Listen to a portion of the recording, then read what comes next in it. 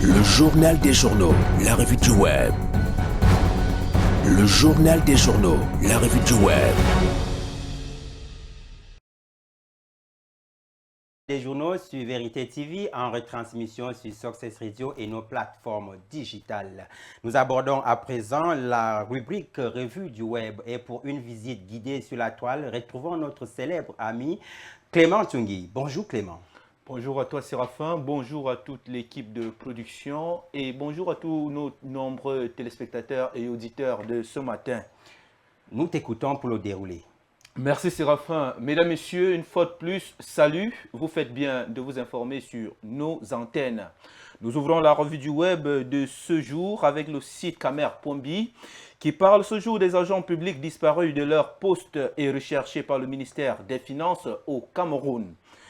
Ceci dans un communiqué parvenu hier à la rédaction de Cameroun de Camer.bi, le ministre des Finances Louis-Paul Motazé invite les agents publics à bien vouloir se présenter à la direction des ressources humaines, bâtiment A, porte 408, du ministère dans un délai de 7 jours dès diffusion du communiqué pour régulariser leur situation. Il semblerait que, selon les autorités gouvernementales camerounaises, plusieurs d'entre eux ont abandonné leur poste tout en continuant à percevoir leur salaire en toute quiétude. La suite de cette information à découvrir sur le site Camer.bi.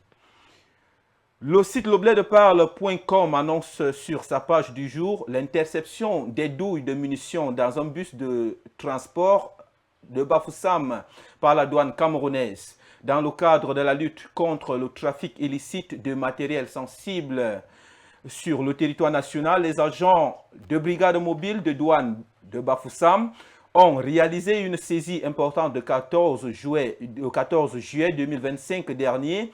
L'opération a en effet permis de mettre la main sur 5 sacs remplis de douilles, de munitions usagées dissimulées parmi les bagages en soute d'un bus de transport en provenance de Yaoundé à destination de Fumban. L'interception par les éléments de la douane camerounaise a permis d'éviter que le matériel en question ne poursuive son chemin à travers le territoire national.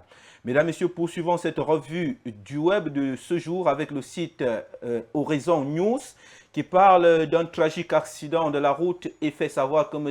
Ngerem Nkok Paul, conseiller d'orientation au lycée technique de Batouri, a perdu la vie après à Bombang de Batouri a perdu la vie après à Bombang. Ce terrible accident qui secoue la communauté éducative et les habitants de Batouri.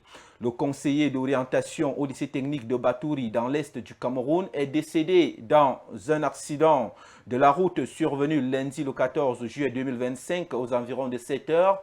Peu après la localité d'Abombang sur la route nationale menant vers Pouma. Il était accompagné de son épouse et de ses 2 plus jeunes enfants lorsqu'il se rendait à Pouma pour des vacances en famille. Selon les premières informations, leur véhicule a été violemment percuté par un groumier dont le chauffeur était apparemment en état de somnolence. Mesdames, Messieurs, retrouvez l'intégralité de l'information sur le site Horizon News.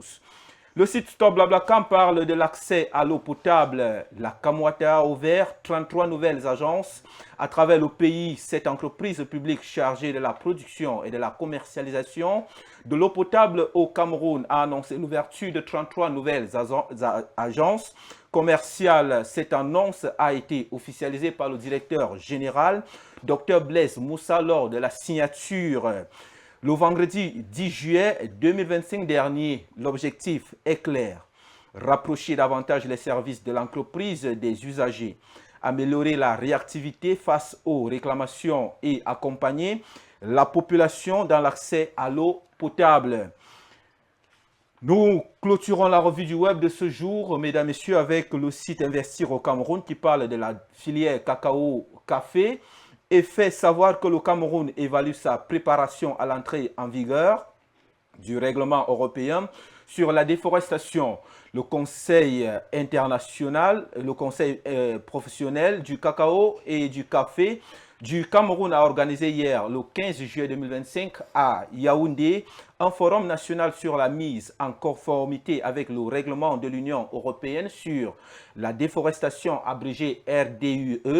Le RDUE vise donc à garantir que les produits exportés vers l'Union européenne n'ont pas contribué à la déforestation ou à la dégradation des forêts dans les pays producteurs après le 30 décembre de l'année 2020. Soutenue par les pouvoirs publics et des partenaires internationaux, cette rencontre a permis de faire le point sur les actions entreprises par les autorités camerounaises et les acteurs privés, les organisations paysannes et les partenaires internationaux pour accompagner les producteurs dans cette transition réglementaire. Mesdames, Messieurs, c'est tout ce que nous avons prévu pour vous servir donc, dans cette rubrique de l'actualité web. Vous restez en compagnie de Séraphin pour la suite du journal. Nous nous donnons rendez-vous demain pour le même exercice, mais surtout, n'oubliez pas que notre engagement et notre détermination, c'est vous et c'est Dieu qui couronne le tout. Séraphin, c'est tout pour ce matin. Merci Clément.